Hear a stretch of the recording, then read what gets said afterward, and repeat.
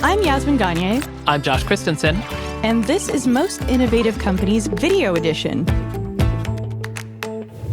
So, Josh, do you watch anything on Tubi? If I watch something on Tubi, it's usually by accident. I don't know if that's derogatory, but it's usually like if I'm looking for a movie and the movie has like, oh, you need a free trial for Tubi, or it's available with ads on Tubi or something like that. You actually don't need a free trial for Tubi because it's free. Oh, yeah, because it is free. And that's the whole thing is a trial. It's a big part of the conversation coming up. But so the app's on my Amazon Fire TV, but I don't actively seek out things on Tubi. But do you? Sometimes. So it has 8 times Netflix's catalog, which is just a humongous amount of things. But if I'm looking for a movie or a series in particular that seems like it's not available on any streaming service that I normally use, oftentimes it is on Tubi. So it's sort of like if you really want something, often it's there. I should probably start using Tubi more then. So the reason we're talking about Tubi is because we had its CEO, Anjali Sud, on the podcast recently, and you're about to watch the video version of it. Fox-owned Tubi has an ad-supported model, which gives every viewer free access to its library of 275,000 movies and TV episodes, from syndicated 70s sitcoms to art house mainstays.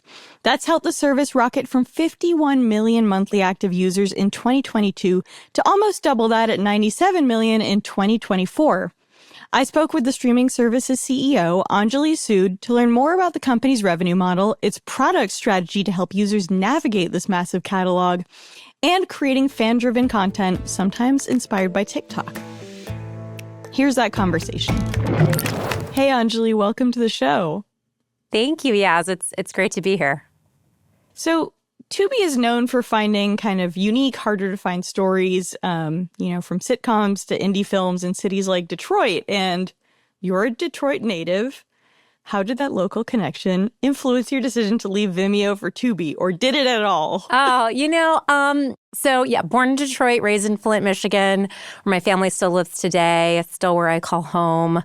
Very proud of my roots. I think it did influence my decision in one way, which is I was really attracted to this idea of Tubi being a platform for access, just like giving audiences greater access to a diversity of stories, like removing barriers and friction, and just like sparking more joy in streaming and entertainment. And then, of course, I was coming from Vimeo, and I'd spent nearly a decade trying to help creators get access to audiences and tell their stories. And I was definitely intrigued by the fact that Tubi had, in this world of big budget, blockbusters and franchises, that there were sort of homegrown budgets, being self-funded by an aspiring filmmaker in places around America, like that those movies would get millions of views on Tubi organically. And to me, there was what it spoke to was a couple things. One, that like I just think as audiences, like we have very nuanced, diverse tastes, and there was like an opportunity to better connect stories to audiences. And then the fact that Tubi was doing it while being 100% free for consumers, and in a world where like everything is just costing more money. And I just thought like, wow, there was something that spoke to me about that from a mission perspective. But I also was like, wow, if we could make this, like, is this a real business we could scale, and then imagine the impact we can have? So and it's been 2 years, and so far I think we're proving that that's true. It's funny, Tubi is ad supported, and I think about how Netflix, not only do you have to pay for it, but there is now an ad supported tier, on top of it. That is paid. Yeah. So now we're paying to watch ads, which is like, which is crazy. I would say, media, I actually like started my career many, many years ago, the former AOL Time Warner. So like way back in like sort of traditional media, and did a brief stint there. And I think it is amazing to me how over the last couple decades, like, sort of this traditional cable system, like all these things have changed. And if you just look at what the consumer experience is, I just think there's so much room for us to do better. And it's hard to do that while building a successful business. But yeah, I think that's why I love that at Tubi we're so committed. We're like 100% free for consumers. We are like sticking to our plans. We're doubling down in what's working. And so far, I think we're hearing positive feedback, from audiences who are giving us their time and attention. Now, when you took on the role 2 years ago, what was your vision? And then tell me, how much of it has come to fruition, right? Yeah. I mean, well, I'm probably a ridiculous person because I have big visions. Yeah, I was kind of like, I want to democratize storytelling, no big deal. And like that was the vision. I guess Vimeo was part of that. You know what I mean? Absolutely. It's not like And I think one of the things, I was really proud of what the team at Vimeo is able to do in terms of building tools and using software to lower the barriers for creators to like produce high quality content. But what I also saw firsthand was that even if they could produce their stories, it was really hard for like independent creators and long tail creators to actually find an audience. It's really, really hard to do. And so, yeah, I mean, I was really interested in like, how can I connect these two things, help more stories find their audience and then help more audiences experience unique stories. I'd say we're, slowly but surely we're making progress. There's so much more to do at Tubi that I'm so energized by. But in the last 2 years, I think we have demonstrated, a couple things. One, I think we've demonstrated that like audiences are definitely interested in a diverse set of stories that better reflect their lived experiences and that feel personalized in an experience that feels made for them. And that they're willing to watch ads in exchange for that content being free. we did that for a very long time. Yeah, by the way, none of this is new. This is just like brought. But I also think I think what we've demonstrated too is like Tubi, we spend a lot of time on the overall viewing experience, including ads. Like we don't see ads as a bug. We see it as a feature. Like we're always like, how do we help make the ads like feel more seamless, more relevant? And I think we're just seeing that there's a lot of room for us to keep improving the viewer experience, even though, yes, we're a business. We have to fund what we do. We've got to, we have to charge for ads. And I think we're just seeing consumers are totally fine with that value exchange. And they're like, yeah, let's do it if the experience is good. So that was probably the first thing. The second thing was like, can I actually generate revenue and build like a sustainable business? Can we have does this model work on a standalone? And I will tell you, yeah, it's like I would say the general industry kind of thinking around this for over a decade has been like, no way, like that's not going to fly. And I think we have demonstrated that in the last 2 years, which is awesome. The Tubi sort of business side is doing really well. And that's why this year we're going to grow our investment in content at a time when others are pulling back. And it's because like we really have figured out how to monetize, which is an important part. And then the last part is like, I didn't think we would be able to break through with our brand in such a crowded space. Like it's not easy to compete with Netflix and Disney and Amazon and YouTube. Those are huge behemoths and we're the underdog. But what I've found is just we've shown up with a brand that's like kind of unhinged, a little out there. And we've had opportunities to do things like stream the Super Bowl. And like we've just found a way to break through while staying true to our roots. So I feel great about all that. And we still have so much more to do. I mean, I also think, there's almost so many streaming services that content matters more than the brand of where, you know what I mean? I'm not like, oh, I need to go on Netflix to watch this show, right? I'm just like, where's this show I want to watch? Oh, it's on Tubi. Okay. You know what I mean? Yeah. And actually, I think, from all the research we have done, like what you just said is very true, which is like the vast majority of people cannot recall at all what streaming service they watched the show on. But I also think even in that sort of sea of sameness, there's room for, we want Tubi to stand for something for our fans. And I think where we have actually built a brand is for our most passionate fans. And the way we've done that is people don't fully realize sometimes that, Tubi is 100% free. We have the world's largest collection of movies and TV series from Hollywood. We also have hundreds of originals, but our originals are produced. We make them for our most passionate fans. So we basically say like, oh, this is a fandom that's underserved, and they are on social. They are just like such fans of I saw Tubi. you adapted some stuff from Wattpad, which is a company that I'm fascinated by. Yeah, it's the Wattpad. We actually the number one title ever in Tubi history is a movie called Sidelined, and it's based on a Wattpad novel, and it's produced. What are the metrics for that? Like, how do viewers? We like totally organically. So it's based on a Wattpad novel, but it's starring and produced by a TikTok creator named Noah Beck. And like basically that was an example where like his fans just showed up organically. We had like billions of impressions. And then that drove a ton of viewership, and we could make, and we're actually doing a lot more content like that, where we want to listen to what's happening on social. We want to hear where fans are like, they love these digitally native creators, but they also want to see more from them. And those creators want to graduate to Hollywood. And so we see that as like one way to like serve a fandom. We've done the same thing with Black cinema.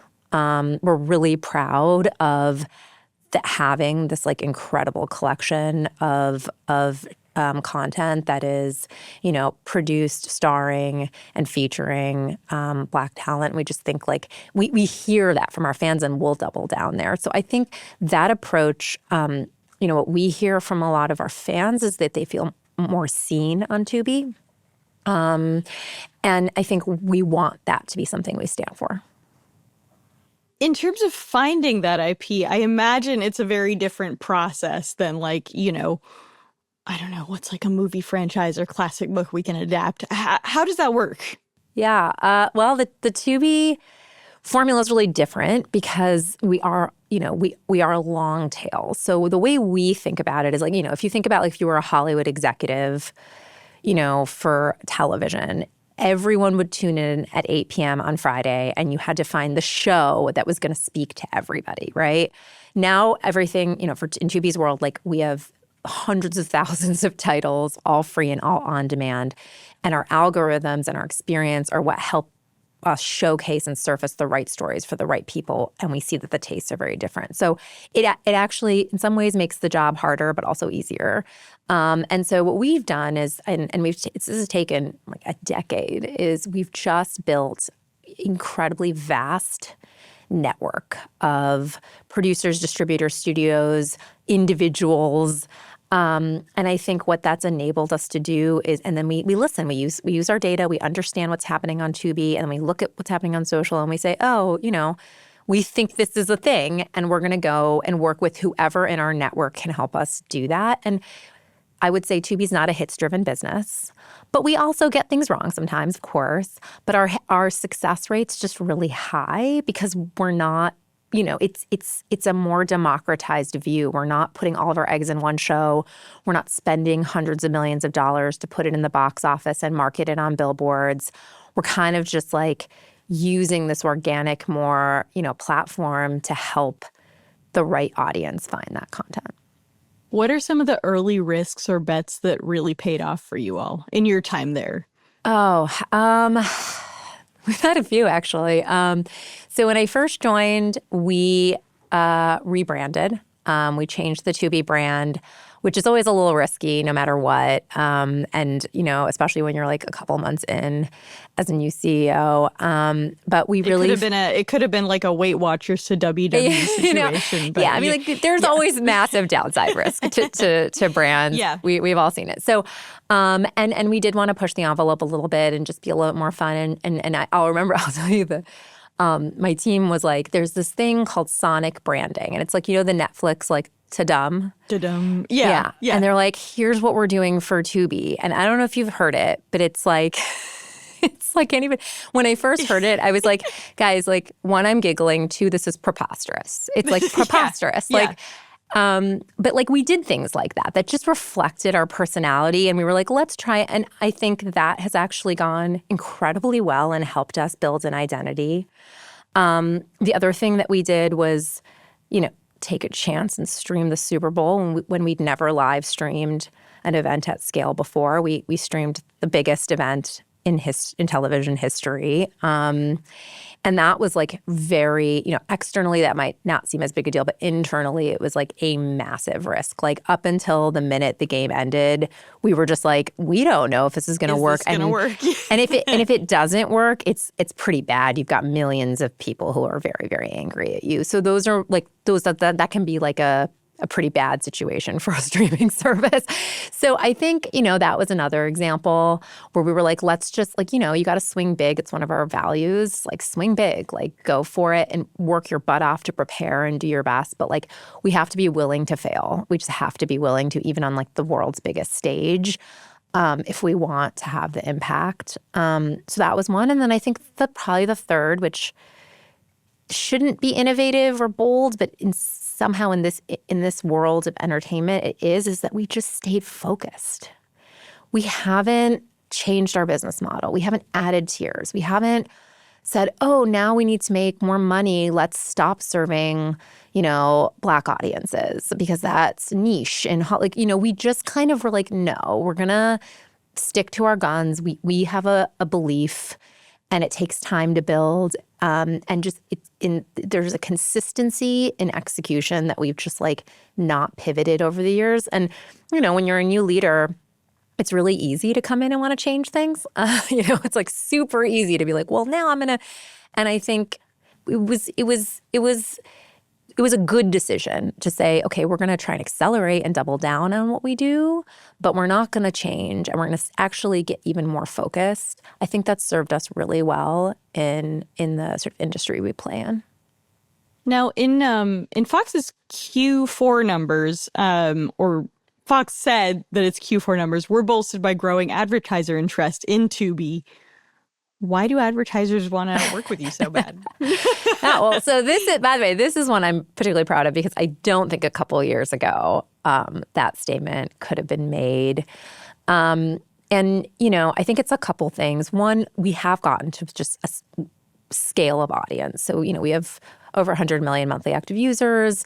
I think people are watching over 1 billion hours of Tubi a month. So when you get to that scale, obviously advertisers, you become more relevant to an advertiser because they're trying to reach audiences. And then the other thing I think we did was we took what others perceived as a weakness and we turned it into a strength, which is, the fandoms on Tubi might seem niche, but actually they're actually like the most important audience you can't reach if you're an advertiser today outside of on social media.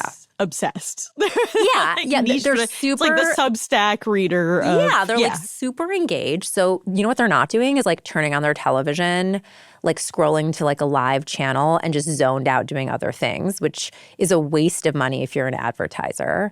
And then the other thing is we really double down on younger audiences, Gen Z, and what we found there is like that, a lot of the sort of cord cutters or the people who were never even going to have a cable subscription, like might not even have their own TV. Like we just kind of said, you know what, this is a really important group. They're going to have the majority of purchasing power in America in the future.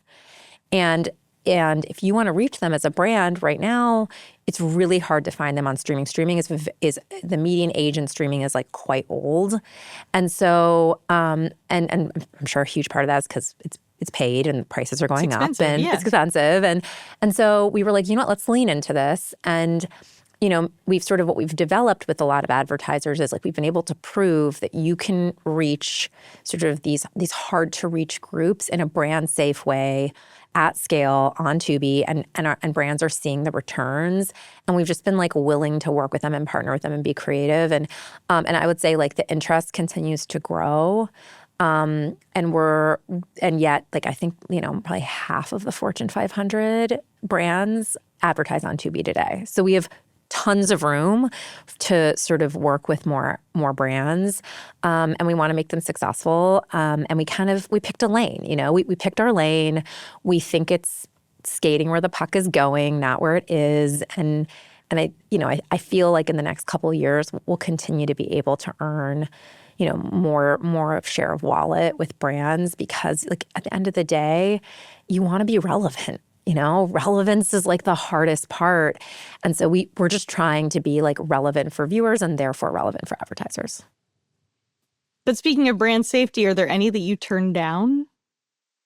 Oh, well, we're not an open UGC platform. So we only bring content in when we've sort of chosen to bring it in.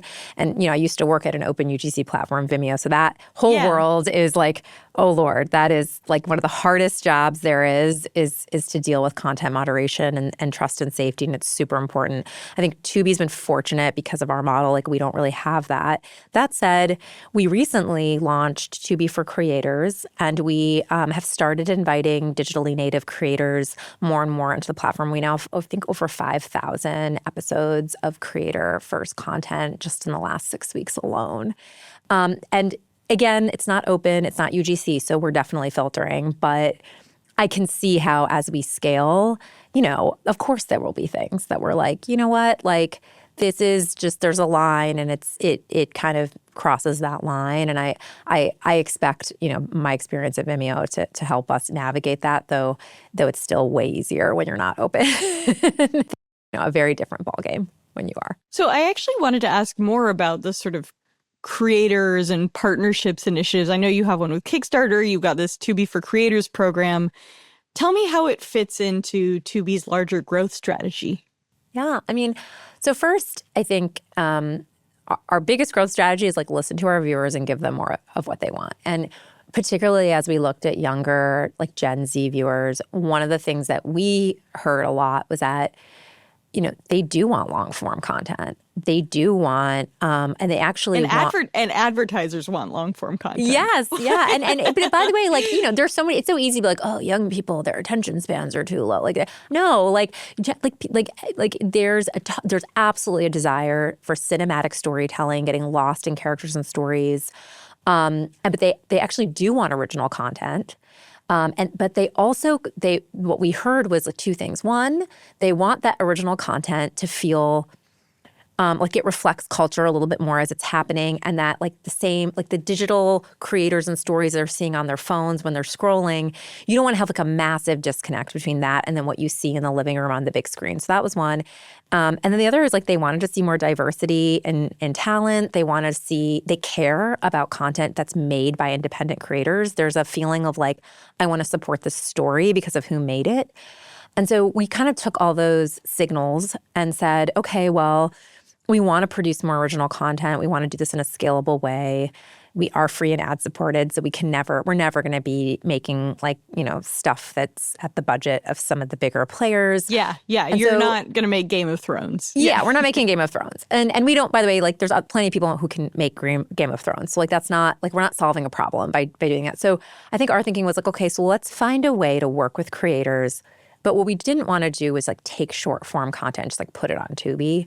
The key for us is who are the creators who are doing short form but want to do long form or doing more long form or want to graduate into and it shouldn't be an or, it should be an and.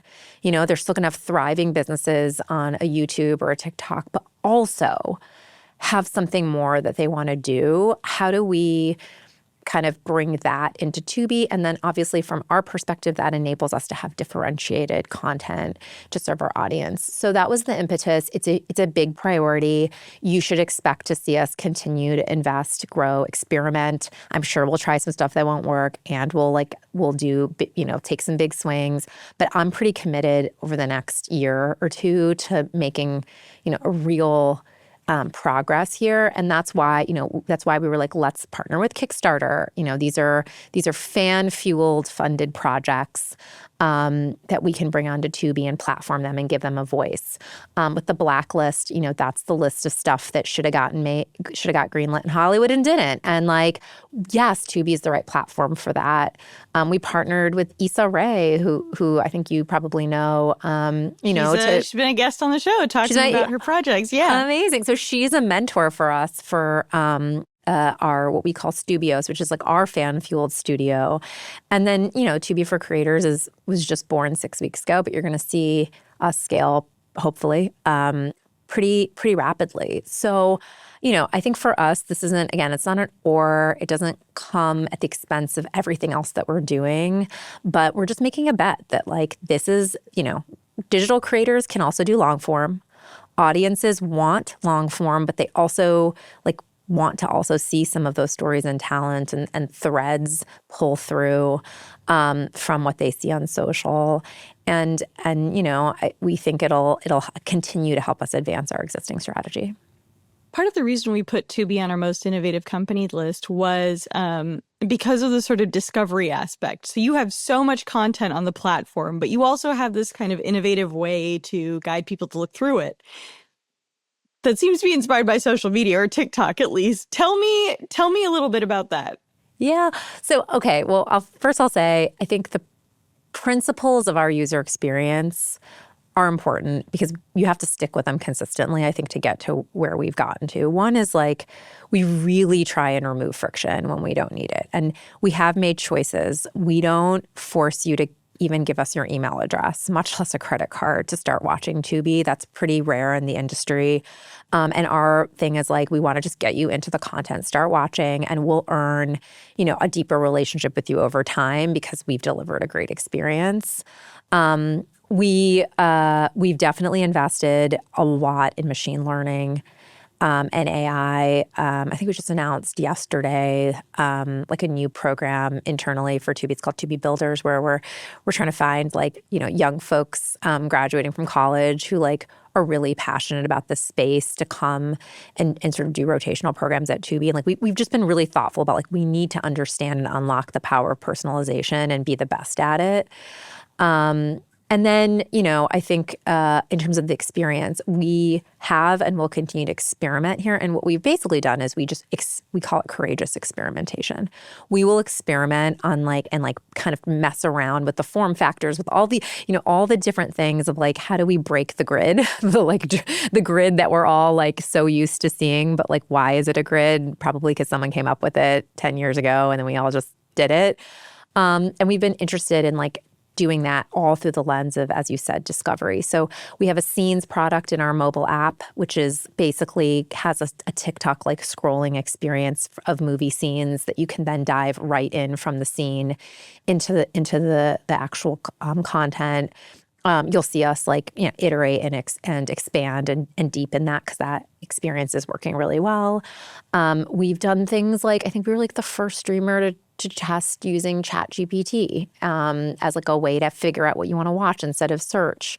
You'll see us, like our user experience on the home screen is going to look really different depending on who you are. And we'll keep kind of looking at of other ways to show up that content. So it's not, it's not just a grid. So I think yes, we look at what's happening on social, but it's less that, and it's more just like this willingness to like very rapidly experiment, and then like the clarity of like how do you evaluate those experiments, like just very clearly and consistently, are we helping our viewers? And if we're helping our viewers, we're going to keep going, and we're going to be willing to maybe take some trade-offs and other things. Is that the primary way you've integrated generative AI into your business, or are you using it in other parts as well? Yeah, I think in terms of discovery and sort of, helping surface content, those are some of the main ways. Interestingly, and we're looking at many different ways to leverage the power of AI, but one that we recently shared is actually on the advertiser side.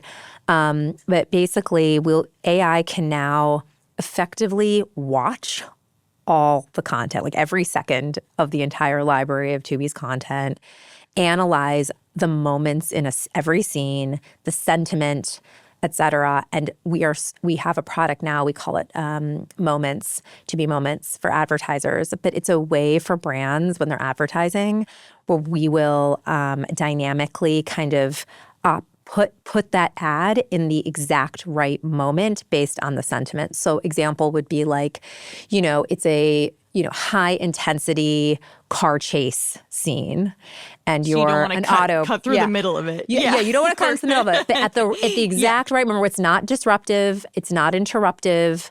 We're very good at that. Like we never want to be interruptive. We want to be sort of helpful at the right exact moment. But like But if you just saw a car of a certain brand, like why that car should be advertising, right? And that ad should show up. So, it's early. We just rolled it out. We have brands who are signing up to try it. But our goal there is going to be, how do we actually improve the return on investment for the advertiser, right? Like somebody's actually even more likely to be like, oh, I remember that ad.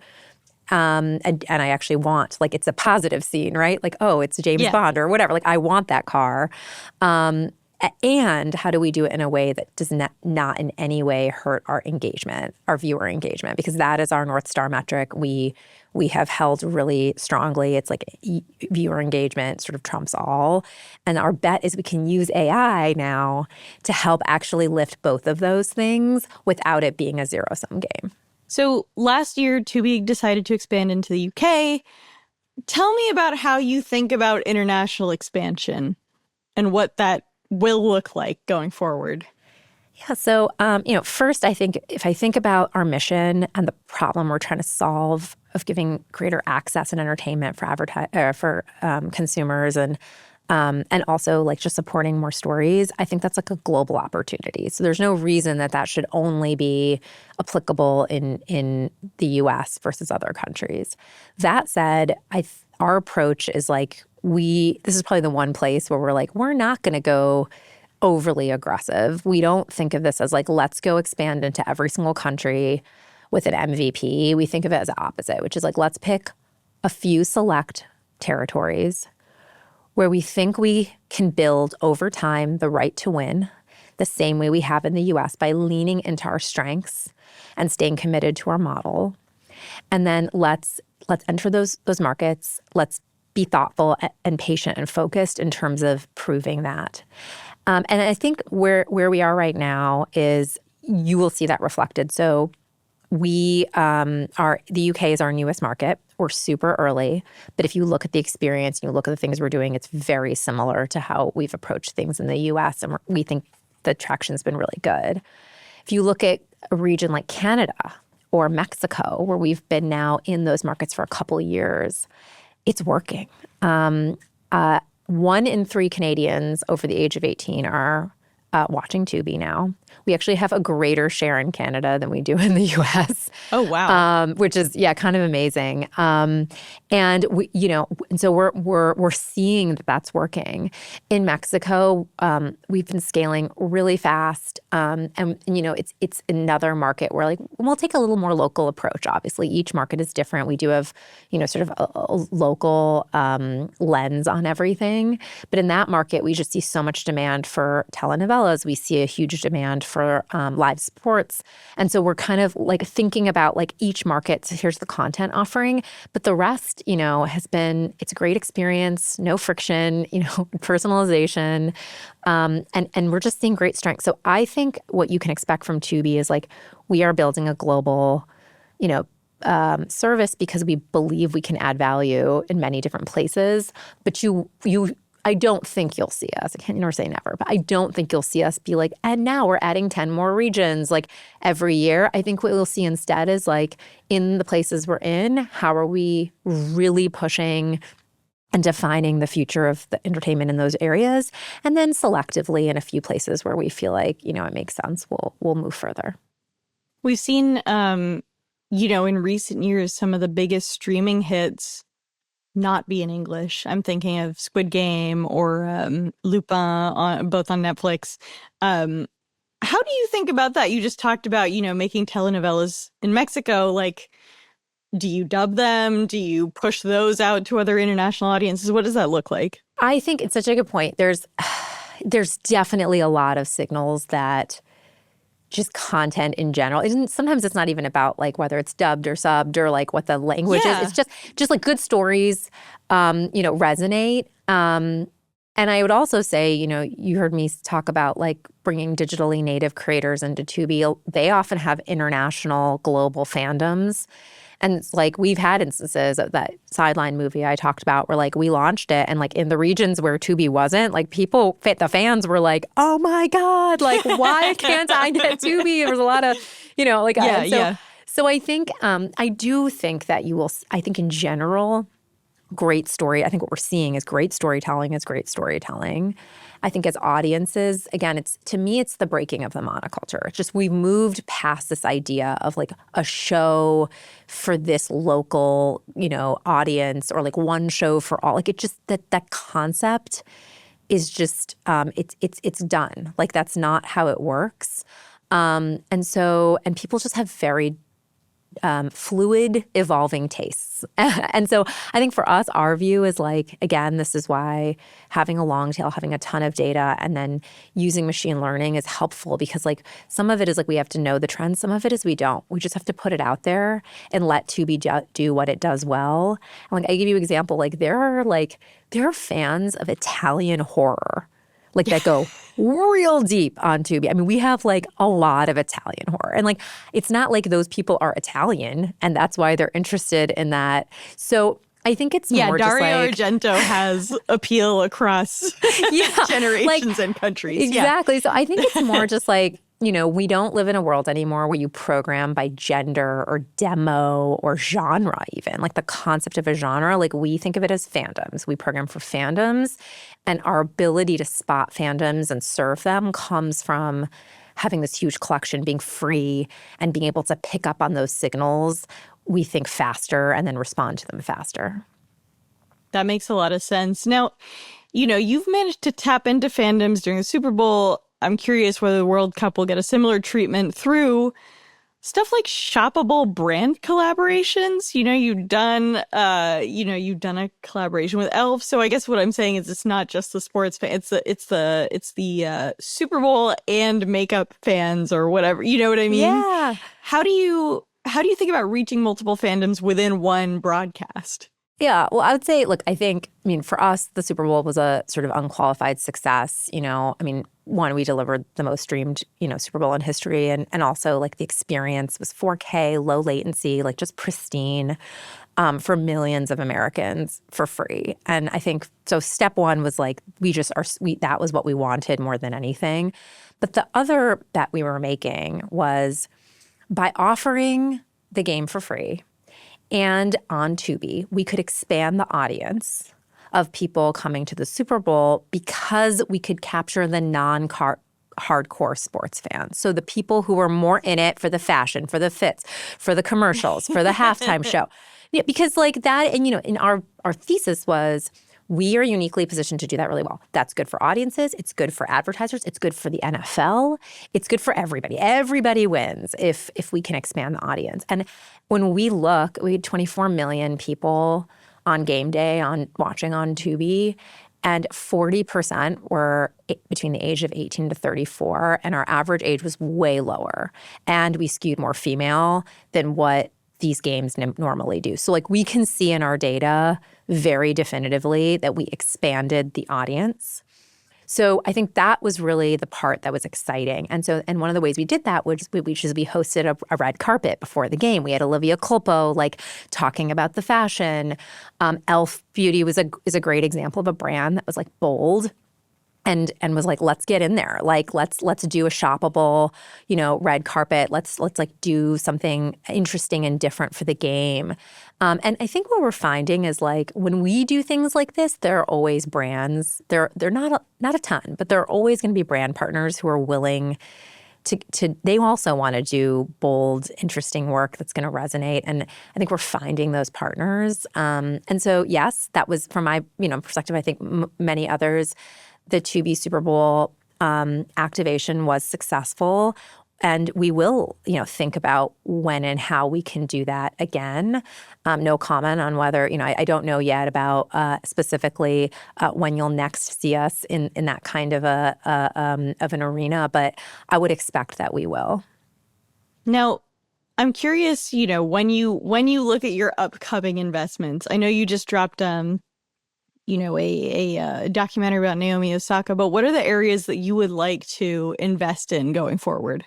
Yeah, well, I'll delineate that. Like, what I would like to do is be able to afford, premium live sports. But those rights are extremely expensive, and very expensive. And on our current, free ad support model, that's hard to do. What we have tried to do is really embrace the culture around sports. And again, this comes from a truth we hear from younger audiences, which is a lot of younger audiences actually care just as much about the stories behind the athletes, their road to the championship, their trials and tribulations. Yeah, they actually Drive to Survive. I keep mentioning Netflix hits because those are the ones that I've seen numbers for. You know what I mean? Are wildly successful. Hard Knocks. They're amazing. And I think our thinking was well, we can build, what we call in the industry shoulder content. But really, it's just sports culture. What's sports culture and how do we bring those stories? And so, yeah, we have a doc with Naomi Osaka. We have a doc coming up with Cam Ward, who was the #1 NFL draft pick.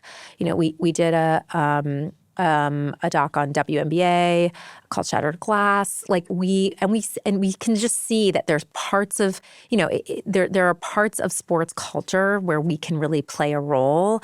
We're going to be for World Cup. We'll be following some of the players in the lead up and doing a destination World Cup show. You'll see us with creator content, look to actually leverage creators more into sports culture. So I think our view is even if we're not the ones with the huge, sports rights packages, we can still build culture relevancy in and around that. We can expand the audience, and that actually is really powerful for our viewers. All right, speed round. Give me, so these are just quick questions. Okay, let's do it. When you think about Tubi's upcoming slate of projects, give me either 3 projects or 3 genres that you are trying to expand into. Oh, okay. I mentioned young adult sort of coming of age. You will see we have a whole slate of that where we're actually taking digitally native creators and sort of and pairing them and doing a Hollywood produced movie. I think it's a great strategy for us. It's working. We're going to do more of that, and so we're pretty excited about that. I will say horror continues to be, and it's interesting because what we are kind of seeing is again that Gen Z audience. They're some of the types of stuff that they're interested in horror just continues to be one of the deepest, most engaged fandoms I've seen. We just dropped Please Don't Feed the Children. It's starring Michelle Dockery, and it's the directorial debut of Destry Spielberg. Who's Steven Spielberg's daughter. Yeah. No, she had a lot of trouble getting that job. Yeah. No, listen, we love it. That's right in our wheelhouse of the kind of stuff that we're we know this will be successful on Tubi. And then, I say this, it's not a new fandom for us, but I continue to believe that what Tubi is doing in Black entertainment and serving Black audiences, and also how do we do the same thing for other underestimated audiences. I think there's just a huge opportunity. We recently had an original called Worth the Wait. It was starring Lana Condor, an Asian American cast. And it just goes back to what I said at the beginning. Our fans tell us that they feel seen by Tubi, and we want to lean in to the things that make people feel seen because of the content and the selection and the depth of it that speaks to them. So those are some examples, but also it's Tubi. So you should, get ready for anything and everything. We are not the arbiters of quality. We let our audience decide. Last thing you watched on Tubi? Oh my gosh. I was afraid you were going to ask that because You're I actually don't I'm incapable watch TV. of lying and I'm embarrassed. No, I'm not embarrassed. So, okay, this is going to seem like a long story, but very quickly. I, growing up, was obsessed with Cutting Edge. The Cutting Edge. I don't know if you ever saw this. It's about a hockey player who becomes a figure skater, a pairs figure skater, and it's a love story. It's an old movie. I recommend it. Sounds like a Disney Channel movie. Yeah. Anyway, I like that. I've seen it a bunch of times, not on Tubi, though it's on Tubi. And of course, the algorithm just knows me so well that the other day I opened up the screen and there were 3 Cutting Edge 2, Cutting Edge 3, younger versions. And I was like, what is this? I didn't even know these had come out. This is amazing. And I definitely watched every single one of them. And they made me really happy.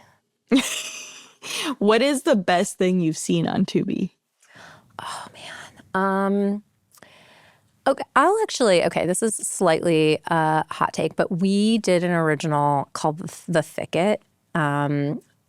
starring Peter Dinklage and Juliette Lewis. And Juliette Lewis is just, I'm obsessed with her. Yeah, she's amazing. She's amazing. And it was like his passion. It was Peter Dinklage's passion project. It's this like Western, dark Western drama thriller. And I have never seen a Western like it. It's beautifully shot, beautifully produced. I should have won a million awards. Like, it's really, really good. I'm really proud that, that was platformed on Tubi. So I would recommend you check it out. Favorite content creator? Oh, I mean, honestly, this is more of just because I have two young children who are 6 and 3. But like, I wouldn't even say favorite. I would just say Miss Rachel's voice dominates my life. Like dominates. Like it's actually it's like I can't make it go away. It won't go away. It's funny. I'm pregnant and congratulations. Oh, and go girl. I'm like learning that it's like there's a whole world of content that I was not aware of before. You know what I mean? She's someone who every parent knows. I was like, no, I pray for you the day that the Baby Shark song enters your brain. I've heard before. I have cousins. Yeah, it's a rite of passage, and it just is. It is what it is. Yeah. I like that. So Miss Rachel. Yeah, I will say right now on Tubi, Funny Mike. Check him out. Funny Mike. He's funny. It's great. He's killing it on Tubi right now. So you should definitely check that one out. And then last one is there some IP that you are personally that you would just love to see adapted? Oh, like do you have a white whale or like you know what I mean? Oh, this is a great question. I don't know if it's IP. Like, here's the thing. I could name a great IP, but I feel like, again, like there's a lot of that already happening. Like the adapting IP into a franchise is like kind of being done. Like I actually think what's interesting is like how do we build new IP that's based on the next generation of talent? And so what I would tell you is like I think the 2 stars of Sideline, which was Tubi's #1 hit, Noah Beck and Sienna Agudong, I think you will know their names in the future because I think they are going to become the next generation of talent. And obviously, like, there's still work to do for us to get to that level at Tubi. But like, that's what's interesting to me. It's sort of like building and creating the next gen of IP. Mm-hmm. Well, this was great. Thank you so much for coming on the show. I appreciate it.